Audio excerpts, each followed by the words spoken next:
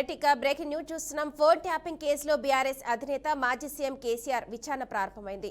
Sit విచారణ కోసం సిద్దిపేట జిల్లా ఎర్రవల్లి నుంచి హైదరాబాద్ నందినగర్లోని నివాసానికి వచ్చారు.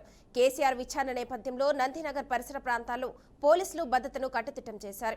ఎక్కడికక్కడ బారికేడ్లు పెట్టారు. కేసీఆర్ నివాసంలోకి కుటుంబ సభ్యులు సిట్ అధికారులను మాత్రమే అనుమతించారు.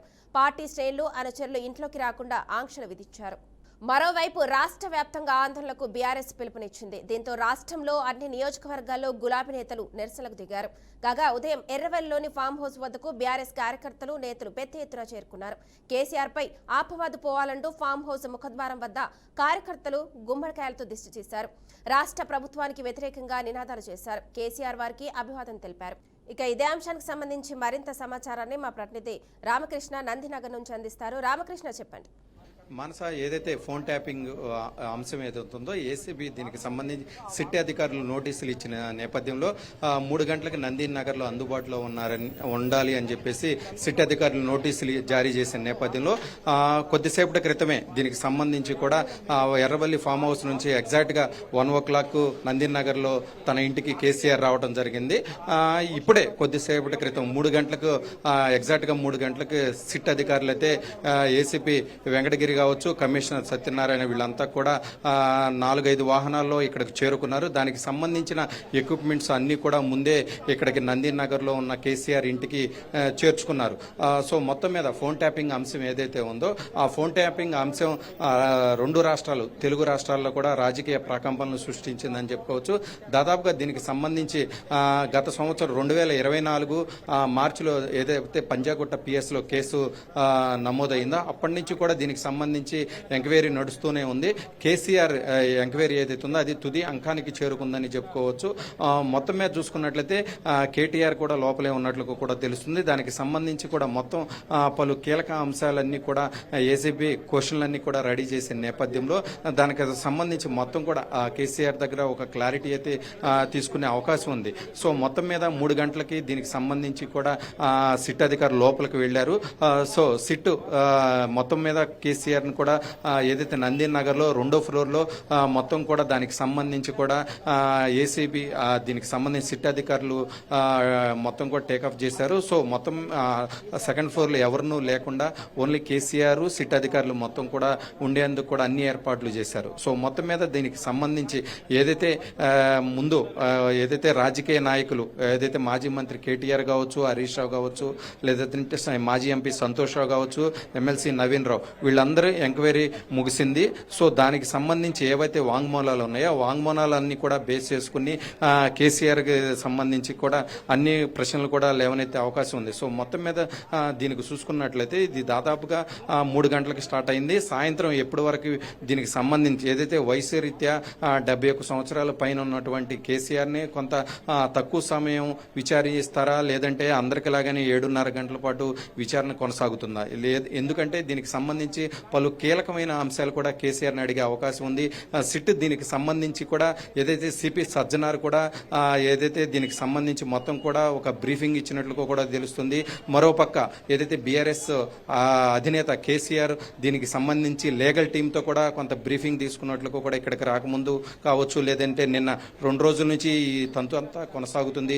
మొదట ఏదైతే సిట్ నోటీసులు జారీ చేసిందో కొంత మున్సిపల్ ఎలక్షన్స్ ఉన్నాయి. సో మున్సిపల్ ఎలక్షన్ నామినేషన్ అయిపోయిన తర్వాత అందుబాటులోకి వస్తున్న నేపథ్యంలో ఈ రోజు ఖచ్చితంగా దీనికి సంబంధించి హాజరవ్వాలని కేసీఆర్ భావించే నేపథ్యంలో ఈ రోజు ఇక్కడికి వచ్చారు. సో మొత్తం మీద దీనికి సంబంధించి ఎవరిని కూడా ఈ నందినగర్ ఇంటిలో ఎవరిని కూడా ఒక కేటీఆర్ తప్ప మిగతా వాళ్ళందరినీ కూడా టీఆర్ఎస్ భవన్ కి వెళ్ళాలి అని చెప్పేసి చెప్పడంతో అంతా మాజీ మంత్రులందరూ, ఎమ్మెల్యేలు, ఎమ్మెల్సీలు అందరూ కూడా బీఆర్ఎస్ భవన్లోనే ఉన్నారు.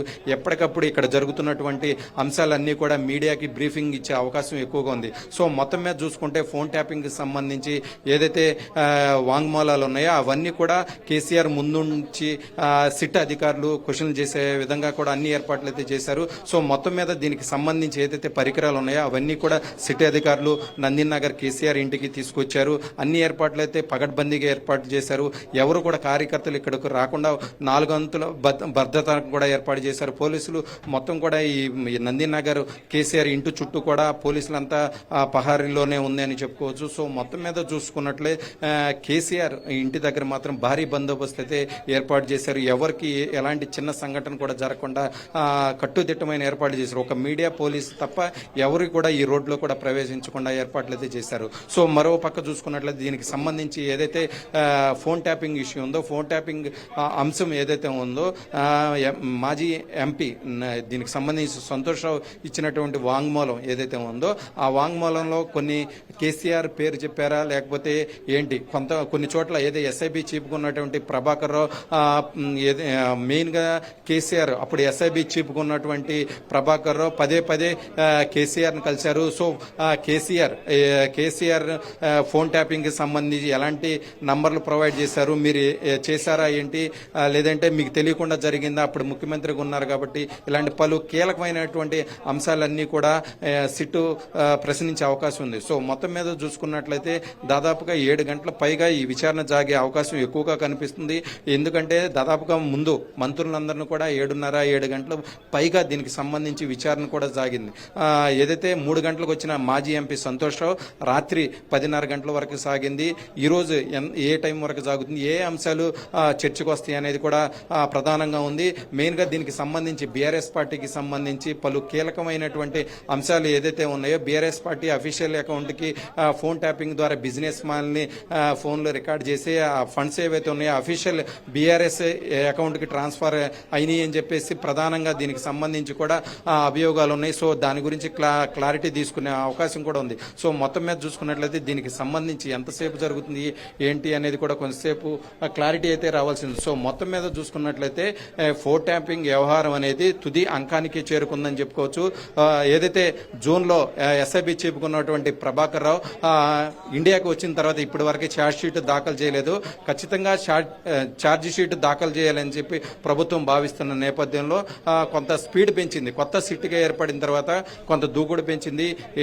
ఏదైతే 2 సంవత్సరాల నుంచి జరుగుతున్నటువంటి ఈ ఫోన్ ట్యాపింగ్ వ్యవహారం ఏదైతే ఉందో ఆ ఫోన్ ట్యాపింగ్ వ్యవహారానికి సంబంధించి ఛార్జ్ షీట్లు దాఖలు చేయాలని చూస్తుంది. సో మొత్తం మీద ఏదైతే ఎమ్మెల్యేలు కొనుగోలు కావచ్చు, లేదంటే మొత్తం అన్ని అంశాలు కూడా ఏసీబీ మొత్తం కూడా దీనికి సంబంధించి సిట్ అధికారులు కేసీఆర్ను క్వశ్చన్ చేసే అవకాశం అయితే ఉంది. మానస.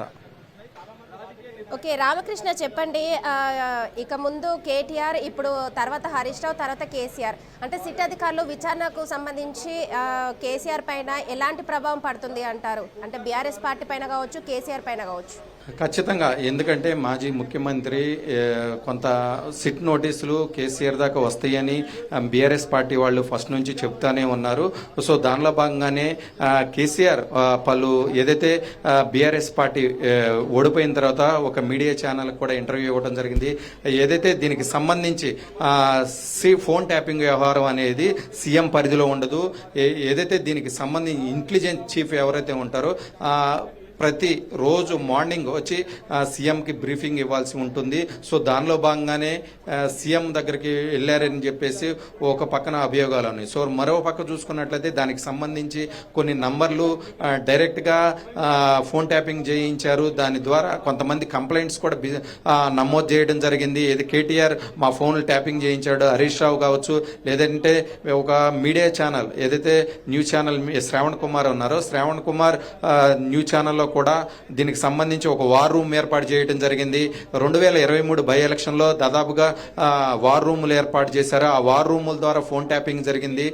ఆ ఫోన్ ట్యాపింగ్ ఏదైతే ఉందో ఆ ఫోన్ ట్యాపింగ్ సంబంధించి బయట నుంచి కూడా అన్ని కీలకమైనటువంటి ఏవైతే పరికరాలు ఉంటాయో అవన్నీ కూడా కొనుగోలు చేశారు. దానికి సంబంధించి నిధుల విషయంలో కూడా ఖచ్చితంగా అప్పుడు ముఖ్యమంత్రిగా ఉన్నటువంటి కేసీఆర్ని బీఆర్ఎస్ పార్టీకి సంబంధించిన అధ్యక్షుడు. సో మొత్తం కూడా అన్ని అంశాలు కూడా చర్చకు వచ్చే అవకాశం ఉంది. కొంత క్లారిటీగా తీసుకుని ఏదైతే ఇది ఒక కంక్లూజన్కి తీసుకురావాలని సిట్ భావిస్తున్న నేపథ్యంలో ఈరోజు ఏదైతే కేసీఆర్ దీనికి సంబంధించి మెయిన్గా దీనికి చూసుకున్నట్లయితే అన్ని కీలకమైనటువంటి అన్ని అంశాలు కూడా ఈరోజు అడిగే అవకాశం ఎక్కువగా కనిపిస్తుంది. మానస. అయితే రామకృష్ణ చెప్పండి, సిట్ అధికారులు ఏదైతే విచారణకు సంబంధించి వీడియో రికార్డ్ చేస్తున్నారో దీన్ని ఏ విధంగా చూడొచ్చు అంటారు? ఖచ్చితంగా ఏదైతే వాళ్ళకి సంబంధించి రూల్స్ ఏవైతే ఉంటాయో అవన్నిటికి సంబంధించి వీడియో రికార్డు కావచ్చు, అవన్నీ కూడా పరికరాలన్నీ కూడా లోపలికి తీసుకెళ్లారు. సో ఖచ్చితంగా అన్ని అంశాలు కూడా చర్చకు వస్తాయి. దానికి సంబంధించి ఎవిడెన్స్లు మొత్తం కూడా గ్యాదర్ చేయాలి, సుప్రీంకోర్టులో సబ్మిట్ చేయాల్సి ఉంటుంది. సో పకడ్బందీగా అన్ని ఏర్పాట్లు చేశారు. దీనికి సంబంధించి ఏసీపీ వెంకటగిరి ఆధ్వర్యంలో ఈ ఎంక్వైరీ మొత్తం కూడా జరుగుతుంది. కేసీఆర్ ముందు లెటర్కి స్పందించి ఎర్రవల్లి ఫామ్ హౌస్ కు విచారణకు వస్తే బాగుంటుందని చెప్పడంతో వీలు కాదు, హైదరాబాద్ పరిధిలోనే మాకు కొన్ని ఇబ్బందులు ఉన్నాయి, సిట్ సంబంధించి పరికరాలు ఏవైతే అన్నీ కూడా అక్కడికి తీసుకురావాలి, ఖచ్చితంగా మీరు నందినగర్లో అందుబాటులో ఉండాలని చెప్పడంతో కేసీఆర్ స్వయంగా నందినగర్కి రావడం జరిగింది. సో మరోపక్క చూసుకున్నట్లయితే ఫోన్ ట్యాపింగ్ అంశం మెయిన్గా దీనికి సంబంధించి కేసీఆర్కి తెలిసి జరిగిందా తెలియకుండా జరిగిందా ఏంటి అనేది అంశాన్ని కూడా ఏదైతే కొంత డైరెక్ట్గా కొన్ని హరీష్ రావు చేయించాడు, లేదంటే మాజీ ఎంపీ సంతోష్ రావు దీనికి సంబంధించి కూడా డైరెక్ట్గానే ఫోన్ నంబర్లు ఇచ్చి ఏదైతే ఎస్ఐబి చీఫ్గా ఉన్నటువంటి ప్రభాకర్ రావు కావచ్చు, డిఎస్పీ ప్రణీత్ రావు కావచ్చు, భుజంగరావు కావచ్చు, లేదంటే రాధాకృష్ణ రావు వీళ్ళంతా కూడా అప్పుడు కీలకంగా వ్యవహరించారు. సో సిట్ దానికి సంబంధించి వాంగ్మూలాలు కావచ్చు, రికార్డులు అన్ని కూడా కేసీఆర్ ముందు ఉంచి ఖచ్చితంగా కేసీఆర్ పేరు ఎవరెవరైతే చెప్పారో వాళ్ళందరి పేర్లు కూడా సిట్ ముందు ఉంచి కేసీఆర్ ముందు ఉంచి అడిగే అవకాశం ఎక్కువగా కనిపిస్తుంది. ఎందుకంటే ఈ రోజు తుది అంకానికి చేరుకుంది. ఏ క్వశ్చన్స్ అడగాలన్నా పదే పదే మళ్ళా నోటీసులు జారీ చేస్తే రాజకీయంగా కొంత ఇబ్బంది జరుగుతుంది కాంగ్రెస్ పార్టీకి. సో ఖచ్చితంగా ఎలాంటి అంశాలు ఉన్నా ఈరోజు చర్చించే అవకాశం ఎక్కువగా కనిపిస్తుంది. ఎందుకంటే మున్సిపల్ ఎలక్షన్స్ కూడా నడుస్తున్నాయి కాబట్టి కొంత ఇంపాక్ట్ పడే అవకాశం కూడా ఉంది బీఆర్ఎస్ పార్టీ పైన కూడా. సో ఖచ్చితంగా కాంగ్రెస్ పార్టీ ఆచితూచి వ్యవహరిస్తుంది. సిట్ ఎలాంటి తప్పుడు నిర్ణయాలు లేకుండా ఏదైతే న్యాయబద్ధంగా ఉన్నాయో అలాంటి అంశాలన్నీ కూడా చర్చించేందుకు కూడా సిట్ అధికారులు అన్ని ఏర్పాట్లు చేశారు. సో ఏదైనా అటు ఇటు అయినా కానీ కొంత కాంగ్రెస్ పార్టీకి ఇబ్బంది జరుగుతుంది కాబట్టి ఖచ్చితంగా దీన్ని ప్రజల్లోకి తీసుకెళ్తుంది కాబట్టి ఖచ్చితంగా ఎలాంటి తప్పుడు సంకేతాలు కార్యకర్తలకు వెళ్లకుండా కాంగ్రెస్ పార్టీ మాత్రం ఆచితూచి వ్యవహరిస్తుంది. సో సిట్ కూడా ఏదైతే ప్రభుత్వం సూచనలు ఉన్నాయో ఆ ప్రభుత్వ సూచనలతో పాటు సిట్ అధికారులు ఏవైతే రూల్స్ ఉంటాయో ఆ రూల్స్ అన్ని ఫాలో అవుతూ కేసీఆర్ విచారణ అనేది కూడా కొనసాగుతున్నట్లు కూడా తెలుస్తుంది. Manasa. Okay, thank you Ramakrishna.